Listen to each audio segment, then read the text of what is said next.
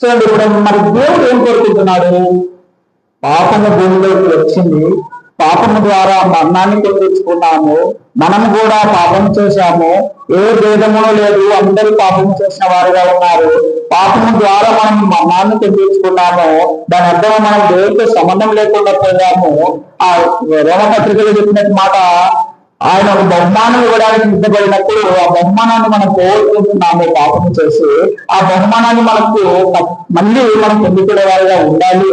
అందుకు దేవుడు ఏం చేస్తున్నాడు, దేవుడి ప్రణాళిక ఏంటి, దేవుడి యొక్క ఆలోచన ఏ విధంగా ఉన్నదని చూసినప్పుడు పేతురు పత్రికలో చూస్తే 3వ అధ్యాయం 9వ వచనంలో, కొందరు ఆలస్యం అని ఎంచుకున్నట్లు ప్రభువు తన వాగ్దానముల గూర్చి ఆలస్యం చేయవాడు కాదు గాని ఎవడనో నశింపవలనని చింతక అందరూ మారు మనసు పొందవలనని కోరుచు నీ యొక్క దీర్ఘశాంతం గలవాడై ఉన్నాడు. దేవుడు ఏం కోరుకుంటున్నాడు? ఇప్పుడు అదే పాపం చేశావు, ఇక పాపంలోనే చనిపోవని అనట్లేదు దేవుడు. అక్కడ ఇదో దుష్టుడు దుష్టత్వంలోనే చనిపోతే నాకు సంతోషం, వాడు పాపం చేశాడు కనుక వాడు పాపంలోనే చనిపోవాలి నాకు వద్దు ఇంకా అని అనట్లేదు దేవుడు. అలా దేవుడు ఏమంటున్నాడంటే వాడు ఖచ్చితంగా మళ్ళీ మారు మనసు పొందితే నాకు సంతోషం. కీర్తనలు అంటాడు కదా, ఆ వారికి తూర్పు పడమలు ఎంత దూరంగా ఉన్నదో పాపములకు వారికి అంత దూరం నేను చేశాను అంటున్నాడు. ఇప్పుడు మనం పాపములు పోగొట్టుకోవడానికి, మనం దేవుడు సంతోషపెట్టడానికి మన పాపములు పోగొట్టుకోవాలి. అందు నిమిత్తం దేవుడు ఏం చేశాడంటే ఇంకనూ దీర్ఘశాంతం గలవాడే ఉన్నాడు. అలా ఏం చెప్తున్నాడు మాట అక్కడ, కొందరు ఆలస్యమని ఎంచుకున్నట్లు ప్రభు తన వాగ్దానం గురించి ఆలస్యం చేయవాడు కాదు అంటున్నాడు కదా. ఇంకా 2000 సంవత్సరాలు అయినవి ఇప్పటికి క్రీస్తు ప్రభు కొట్టి, ఇంకా ఎప్పుడు అంతం రాలే, రెండో రాకుండా ఇదిగో వస్తుంది, ఇదిగో వస్తుంది, దొంగ ఎలా వస్తాడో అలా వస్తుంది అంటున్నారు, మేఘముల మీద దేవుడు వస్తాడు అంటున్నారు, ఇంకా రాలేదే. ఎన్నో యుద్ధాలు జరుగుతున్నాయి, ఎన్నెన్నో వ్యాధులు రోగాలు తెగుళ్ళు వస్తున్నాయి, ఇంకా అంతం రాలేదే. దేవుడు వాగ్దానముల విషయంలో ఏం చేస్తున్నాడంటే దాని అర్థం ఇంకా నువ్వు బతికి ఉన్నావంటే, నీకు ఒక అవకాశం ఇచ్చాడంటే దాని అర్థం ఏంటి? సంబంధాన్ని కుదుర్చుకోవాలి దేవుడితో. మనం ఇప్పుడు ఏం చేయాలి? ఆయనతో మనకు సంబంధం లేదు. ఇప్పుడు పాపము చేసిన వారు ఎవరికి కూడా దేవుడితో సంబంధం లేదు, ఏ భేదం కూడా లేదు, అందరూ పాపం చేశారు. ఇక్కడ అయితే ఆయనకు సంబంధం కుదుర్చుకోవడానికి మనం ఏం చేయాలని అంటే, ఇక్కడ చెప్పిన మాట ఏం చెప్తున్నాడు అక్కడ, ఆయన అందరి వల్ల దీర్ఘశాంతం గలవాడే ఉన్నాడు. ఎందుకు? ఏమి కోరుకొని ఆయన దీర్ఘశాంతం గలవాడుగా ఉన్నాడు అక్కడ. చదవండి వచ్చిన 3వ అధ్యాయం 9వ వచనంలో చూడండి, ఏమి కోరుకొని దీర్ఘశాంతం గలవాడే ఉన్నాడు అక్కడ. అవును, ఏం కోరుకుంటున్నాడు అక్కడ? మారు మనస్సు పొందవలనని కోరుకుంటున్నాడు. పిల్లలా గమనించండి, దేవుడు పాపుల దగ్గర నుండి ఏం కోరుకుంటున్నాడు అని అంటే, వారు ఆ పాపంలో నుండి చనిపోవాలని కోరుకోవడం లేదు, వారు అలాగే నాశనం కావాలని కోరుకోవడం లేదు, వారు అలాగే మట్టికి చేరాలని కోరుకోవడం లేదు. దేవుడు ఏం కోరుకుంటున్నాడు అంటే, అయ్యో నా బిడ్డలు మళ్ళీ నా దగ్గరికి రావాలి, వాళ్ళ మనసును తీసివేయాలా, ఆ పాపం కలిగినటువంటి ఆ మనసును తీసివేసి మారు మనసు పొంది నా వైపు నాకు తిరగాలి ఇప్పుడు, అందుకే నేను ఇంకా దీర్ఘశాంతం గలవాడుగా ఉంటున్నాను అనే కదా అక్కడ అర్థం ఆలోచనలో. అంతేనా? మనందరి కోసం దేవుడు ఏం చేస్తున్నాడంటే ఇంకా దీర్ఘశాంతం గలవాడిగా ఉంటున్నాడు. మనం అందరూ పాపం చేస్తూనే ఉన్నాం, ఎన్నో ఎన్నో ఎన్నో ఘోరమైన పాపాలు మన తలంపులలో స్టిల్ ఉన్నాయి. అలాగే మనం అలాగే ఉంటే, అలాగే నశించిపోతే మనకి ఏమవుతుందంటే నరకంలోకి పడివేస్తాం. మనం చూసినప్పుడు కొన్ని మాటలు, మనం కొన్ని ఉదాహరణ బైబిల్లో దేవుడే మనకు చెప్పాడు. ధనవంతుడు ఉండేవాడు, లాజరు ఉండేవాడు. లాజరు ఎక్కడికి వెళ్ళాడు, ధనవంతుడు ఎక్కడికి వెళ్ళాడు. లాజరు ఆదరణకరమైనటువంటి ప్రదేశంలోకి వెళ్ళాడు, ధనవంతుడు వేదనకరమైనటువంటి ప్రదేశానికి వెళ్ళాడు. అవునా? ఈ లోకంలో ఎంతో సుఖం అనుభవించాడు ధనవంతుడు. ఊదా రంగు బట్టలను ధరించుకుంటూ నిత్యంగా సుఖభోగాలు అనుభవించుకుంటూ తిరిగినటువంటి ఆయన చనిపోయాడు. ఆయన మెతుకులు కింద పడితే ఏకలు తినటువంటి లాజరు చనిపోయాడు. ఇద్దరు ఎక్కడికి వెళ్ళారు? ధనవంతుడు కదా, మంచి ప్లేస్ అక్కడ రిపేర్ అయి ఉంటుంది, అక్కడికి వెళ్ళిపోయాడు. ఏమన్నా ధనవంతుడు చాలా బంగారు ఉంది, ఆస్తి ఉంది, భూములు ఉన్నాయి, చాలా ఉన్నాయి. కాబట్టి అక్కడ పరలోకంలో స్థానం ఉంటుంది. ఈ లోకంలో ఎలా ఉన్నాడు అక్కడ కూడా అలాగే ఉంటాడా? లేదు, మారుతాడు ఖచ్చితంగా. నీవు నీ పాపంలోనే ఉండి చనిపోతే ఖచ్చితంగా నీవు నరకానికి వెళ్తావు. ఎవరు కూడా నరకానికి వెళ్ళడానికి దేవుడు ఇష్టపడడం లేదు. అందుకే అవకాశం ఇస్తున్నాడు కూడా. మారు మనసు పొందండి, మారు మనసు పొందండి. చూడండి, యేసుక్రీస్తు ప్రభు ఈ భూమి మీదకి వచ్చిన తర్వాత ఆయన మొట్టమొదటి ప్రసంగం, యేసుక్రీస్తు ప్రభు వారు ఈ భూమి మీదకి వచ్చిన తర్వాత ఆయన మొట్టమొదటి ప్రసంగం ఏంటో తెలుసా? యేసుక్రీస్తు ప్రభు ప్రసంగం ఎప్పుడు స్టార్ట్ చేశాడో తెలుసా? ఎప్పుడంటే బాప్తిజం పొందిన తర్వాత ఆయన ఆ ప్రసంగం చెప్పడం స్టార్ట్ చేశాడు. సువార్త బోధించడం స్టార్ట్ చేశాడు. ఆయన ప్రసంగంలో మొట్టమొదటి అంశం ఏంటంటే మారు మనసు. ఏంటి? మారు మనసు, మారు మనసు, మారు మనసు. ఎక్కడికి వెళ్ళినా మీరు గమనిస్తే మత్తయి సువార్తలో 3వ అధ్యాయంలో కూడా మనం చదివినప్పుడు యోహాను ఏ యోహాను అంటే బాప్తిజం ఇచ్చి యోహాను కూడా ఏం ప్రకటించాలో చూడండి. మత్తయి సువార్త 3వ అధ్యాయము 1-2 వచ్చాము. ఆ దినముల యందు బాప్తిస్మం ఇచ్చి యోహాను వచ్చి పరలోక రాజ్యము సమీపించి ఉన్నది, మారు మనసు పొందుడని యూదయులు అరణ్యంలో ప్రకటించుతూ ఉండేను. ఏం బోధిస్తున్నాడు ఆయన? ఇదిగో పరలోక రాజ్యం మనకు సమీపంగా ఉన్నది. అయితే ఇప్పుడు మీరేం చేయాలి? దాని కొరకు మీరేం చేయాలి? మారు మనసు పొందాలి. ఆ తర్వాత 4వ అధ్యాయంలో చూడండి, యేసుక్రీస్తు ప్రభువారు బాప్తిజం తీసుకున్న తర్వాత కూడా ఏం ప్రకటించాలో చూడండి. అక్కడ కాదు, 4వ అధ్యాయంలో యేసుక్రీస్తు ప్రభువారి యొక్క మొదటి ప్రసంగం మనం ఉంచితే లూకా సువార్తలు అనుకుంటా, ఒకసారి చదువుదాము.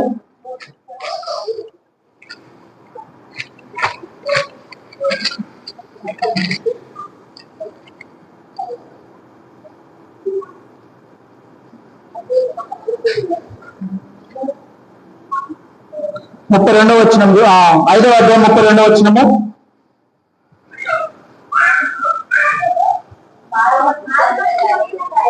మారు మనసు పొందుటకై నేను పాపులను పిలువవచ్చుకుని గాని నీతిమంతులను పిలువ రాలేదని వారితో చెప్పాను. ఆ యేసుక్రీస్తు ప్రభువారు ప్రకటిస్తున్నటువంటి ఆ ప్రకటన అనగా ఆయన బోధిస్తున్నటువంటి ఆ వాక్యంలో కూడా మనం ఏం గమనిస్తున్నాము? ఇక్కడ ఏం గమనిస్తున్నాము? మారు మనసు.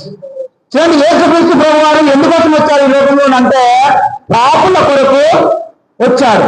పాపులు అయినటువంటి మనలందరం కూడా నశించిపోకుండా ఉండటకు తండ్రి ఏం చేశాడంటే తన ప్రియ కుమారుడైనటువంటి క్రీస్తు ప్రభువుని ఈ భూమి మీదకి పంపి ఆయన ద్వారా ఈ లోకానికి ఏం తీసుకుని వచ్చాడు? రక్షణ తీసుకుని వచ్చాడు. మనము ఒక వచనంలో కాకుండా మనం వచనాలతో పాటు ఆలోచన చేస్తే యేసుక్రీస్తు ప్రభువారు ఎన్నో అవమానాలు పొందాడు, ఎన్నో కొరడా దెబ్బలు కొట్టించుకున్నాడు, ఇల్లు వేయబడ్డాడు, అనేకమైనటువంటి ఇబ్బందులు ఎదుర్కొన్నాడు యేసుక్రీస్తు ప్రభు భూమి మీద ఉన్నప్పుడు. ఇవన్నీ ఎందుకు?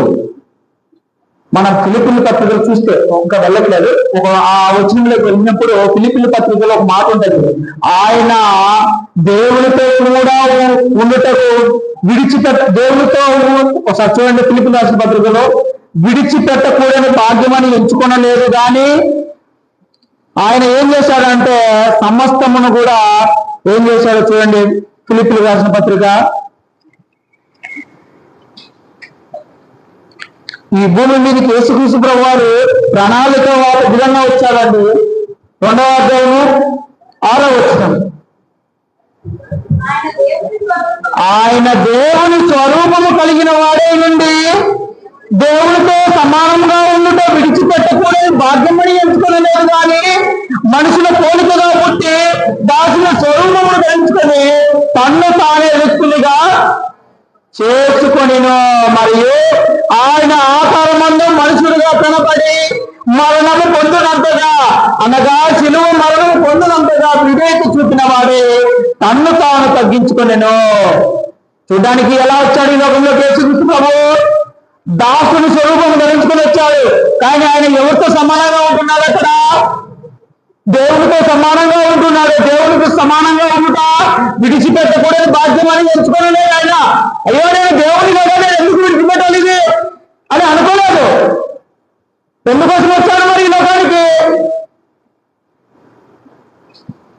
నీకోసం, నీకోసం, నా కోసం, ఈ లోకం కోసం ఆయనే శిలువకు అప్పచెప్పుకుని ఆయన రక్తం ద్వారా మనందరినీ కూడా కడిగాడు.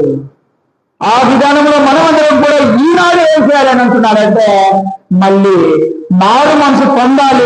పాపులుగా ఉన్న వారందరూ కూడా, ఈ పాపులుగా ఉన్నటువంటి వారందరూ కూడా మనసును మార్చుకోవాలి. మనసును మార్చుకొని నా వైపునకు తిరిగితే నాకు సంతోషం. ఎలాగో తగ్గించుకున్నాడు చూడండి. ఆయన రిక్తులుగా చేసుకున్నాడు.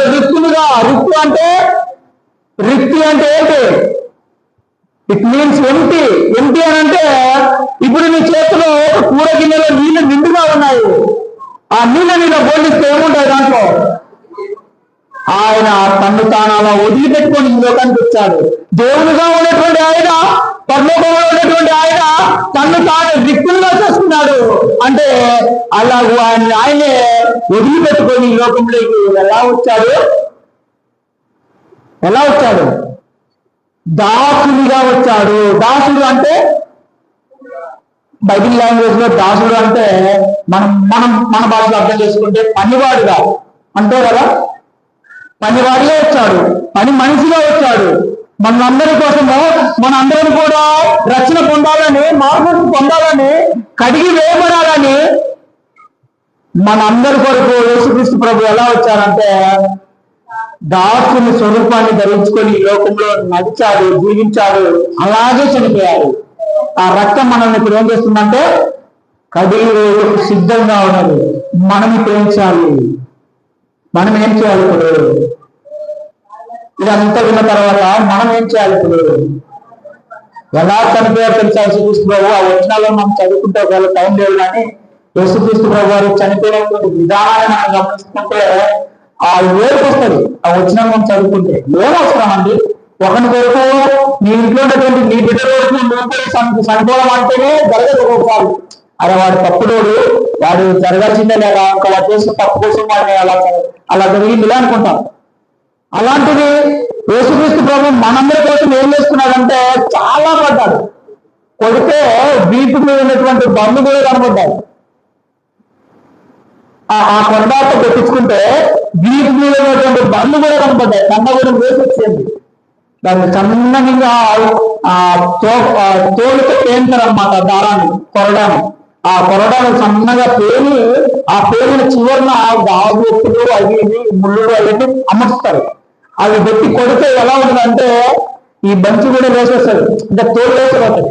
అలాంటి పరిస్థితుల్లో ఆయనే కట్టించుకున్నాడు. ఎందుకు? మీకోసం, పాపం చేసిన వారందరి కోసం.